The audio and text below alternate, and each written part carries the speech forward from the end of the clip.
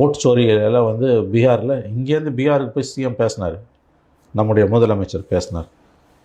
இன்றைக்கி 1 கோடி பேர் உங்கள் மாநிலத்தில் போயிருக்க, ஸ்டாலின் தொகுதியில் மட்டும் 1 லட்சம் பேர் போயிருக்காங்க. அது தப்பா ரைட்டா? 1 லட்சம் பேரை நீக்கினது, முதலமைச்சர் தொகுதியில் 1 லட்சம் பேர் நீக்கப்பட்டிருக்கிறார்கள். முதலமைச்சர் தொகுதியில் 1 லட்சம் பேர் நீக்கப்பட்டது குறித்து முதலமைச்சர் அவர்கள் ஏன் கருத்து தெரிவிக்கவில்லை? துணை முதலமைச்சர் உதயநிதி ஸ்டாலின் தொகுதியில் ஐ திங்க் 89,000 என்னமோ, அது குறித்து உதயநிதி என்ன கருத்து தெரிவிக்கிறார்? ஒன்று சரின்னு சொல்லுங்கள், இல்லை தப்புன்னு சொல்லுங்கள்.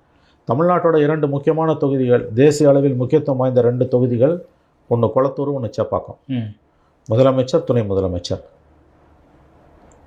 முதலமைச்சர் தொகுதியில் 1 லட்சம் வாக்குகள் நீக்கப்படுதுன்னா அது சரியான நடவடிக்கை என்று திமுக ஒப்புக்கொள்கிறதா, அல்லது உண்மையான வாக்காளர்களை அழிக்கப்பட்டிருக்கிறார்கள், நீக்கப்பட்டிருக்கிறார்கள் என்று திமுக கருதுகிறதா? ஏன் எந்த கருத்தும் சொல்லாமல் திமுக மௌனமாக இருக்குது?